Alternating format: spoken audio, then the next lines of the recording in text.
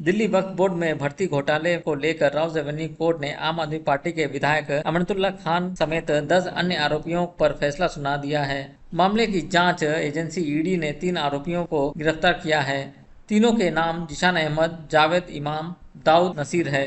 अदालत ने तीनों को 14 दिन की हिरासत में भेज दिया है, जहां जांच एजेंसी इनसे पूछताछ करेगी। ये सभी आम आदमी पार्टी के विधायक अमनतुल्ला खान के करीबी बताए जा रहे हैं। बता दें कि अमनतुल्ला खान दिल्ली वक्फ बोर्ड के चेयरमैन हैं।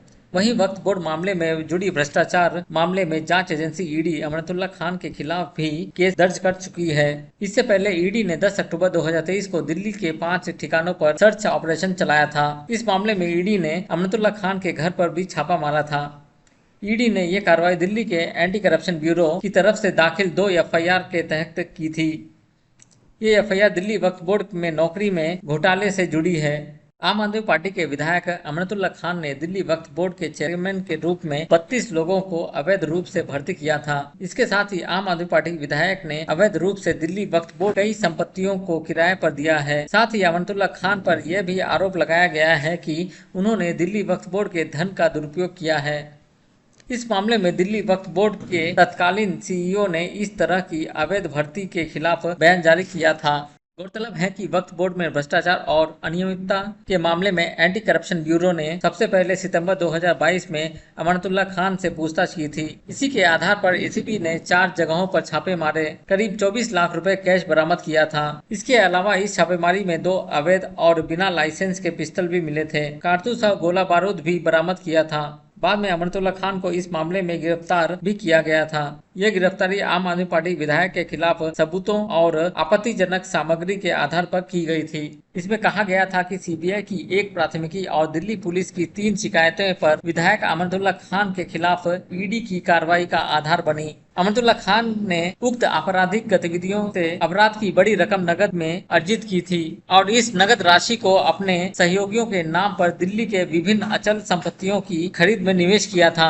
हालांकि बाद में उन्हें 28 सितंबर 2022 को जमानत पर रिहा कर दिया गया। कल इनके यहाँ रेड हुई है तो क्या मामला बताया या क्या निकला है कुछ?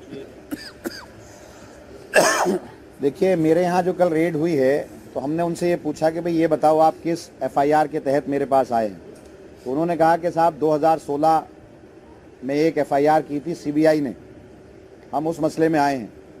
तो जो सीबीआई ने एफआईआर की थी वो ऑलरेडी कोर्ट के अंदर चल रही है, चार्जशीट उसमें सबमिट हो गई है, मैं उसमें बेल पर हूँ। फिर बोले कि वो एसीबी वाली थी, तो मैंने कहा भाई वो भी कोर्ट चल रहा है, वो भी चार्जशीट सबमिट नहीं हो, लेकिन उस पर भी मैं बेल पर हूँ। आप जिस रिक्रूटमेंट की बात कर रहे हो उसमें तो कहीं करप्शन है ही नहीं। इरेगुलरिटीज़ हो सकती है, इलीगलिटी कहीं नहीं है। किसी एक आदमी का ये चार्ज नहीं है कि पैसे लिए गए या पैसे दिए गए या हमने निकाल कर दिया। और जो कोर्ट का जजमेंट है, पीछे जब मैं बेल पर पिछली जब मेरी बेल हुई थी एसीबी वाले केस में, तो उसमें सीधा जज साहब ने सारी चीज़ें खोल कर कही थी कि कहीं करप्शन नहीं हुआ, आप कहीं सबूत नहीं दे पाए, कहीं आप वक्फ बोर्ड को कहीं नुकसान नहीं हुआ, सरकार का पैसे का कहीं लॉस नहीं हुआ, तो फिर आप क्यों गिरफ्तार करके लाए हो। तो इसलिए, और इनके तमाम केसेस, जितने केसेस एफआईआर, जितने केसेस में इन पर मुकदमात थे, वो सारे केसेस खत्म हो गए। तो ऐसा भी कहीं से नहीं लगता कि ये मुस्तकिल कोर्ट के अंदर आते हैं, डेटों पे आते हैं, तो ऐसा भी नहीं लगता कि ये सबूतों के साथ छेड़छाड़ करेंगे। तो मैंने उनसे यही कहा कि भाई जिन मुकदमात में आप आए हो वहाँ तो कहीं पैसे का लेन देन है ही नहीं, पैसे का मसला है नहीं, तो फिर पीएमएलए कैसे बनता है। तो उन्होंने कोई मुझे एफआईआर नहीं दिखाई, सिर्फ ये कहा था कि हम तो सर्च करने आए हैं और 2016 का कोई केस है। तो 2016 का जो केस है वो नागपाल साहब के हैं, जो 17 तारीख को उसमें हेयरिंग है, उसमें मैं पहले से जो हूँ बेल पर हूँ और वो चल रहा है। और वहाँ ये खुद नहीं जम पा रहे हैं, कुछ बता नहीं पा रहे हैं, वहाँ कुछ दिखा नहीं पा रहे हैं। तो कल मुझे 12 घंटा मेरे यहाँ रहे, एक तरफ हमको कर दिया, सारे मेरे कपड़े, सारी मेरी अलमारियाँ, मेरी वालदा जो है, मेरी माता बीमार थी, बहुत ज़्यादा बीमार थी, उनको सांस की तकलीफ़ है, तो 3-4 मरतबा नेबुलाइज़र उनको दिया गया, वहीं पर दिया गया। तो सारे लोग परेशान थे, मेरे बच्चे परेशान थे, लेकिन ये नहीं माने। 12 घंटे रहे, एक एक अलमारी, एक एक कपड़ा, सारे बक्से दिखाए। मैंने खुद दिखाया उनको अपना मकान कि आप ये देखो, मैं 100 गज़ के मकान में रहता हूँ। 100 गज़ का मकान है, जिसमें से अंदर का जो एरिया है, कवर्ड एरिया, वो 70-80 गज़ का है। मेरा 4 कमरे हैं, एक कमरे में कुछ लोग बैठ जाते हैं, एक में मेरी मदर रहती हैं, एक में मैं रहता हूं। और मैंने अपने बच्चों का कमरा दिखाया उनको, ईडी वालों को, उस कमरा 8 बाई 10 का कमरा है। मैंने उनसे कहा कि देखो ये, और इसके अंदर बंकर बेड है। मेरा बेटा 21 साल का है, मेरी बेटी 16 साल की है। तो आपको कहीं से लगता है कि हम करप्शन करने वाले लोग हैं? आम आदमी पार्टी के लोग काम करना चाहते हैं, आप लोग परेशान कर रहे हैं। तो वो खुद हैरत में थे। मैंने बेड दिखाया, बेड के अंदर कब्जे नहीं थे, बेड चू चू बोलता है। तो मैंने सारा दिखाया कि आपको लगता है कहीं से कि हम बेईमाना करने वाले हैं या हम करोड़ों कमाने वाले हैं? तो वो सारी चीज़ें थी। और वो कहते हैं हम क्या करें साहब, हम तो बस भेजा जाता है तो हम आ जाते हैं। तो इस तरह की बातें हैं। और 10-12 घंटे तक परेशान किया, बहुत परेशान किया। खाना तक हमने नहीं खाया 12 घंटे तक। सिर्फ वो मेरी एक एक चीज़ ढूंढते रहे। Thank you. कल इनके यहाँ रेड हुई है तो क्या मामला बताया या क्या निकला है कुछ?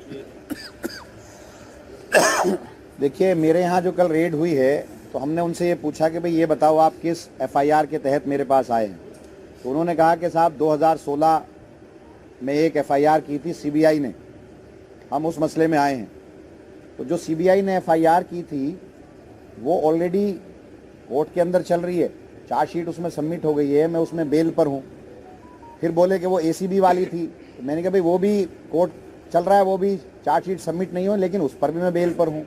आप जिस रिक्रूटमेंट की बात कर रहे हो उसमें तो कहीं करप्शन है ही नहीं।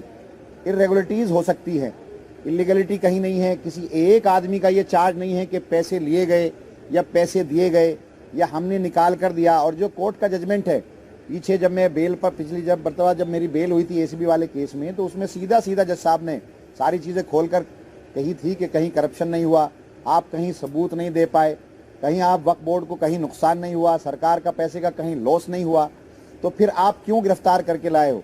तो इसलिए, और इनके तमाम केसेस, जितने केसेस एफआईआर, जितने केसेस में इन पर मुकदमात थे वो सारे केसेस ख़त्म हो गए।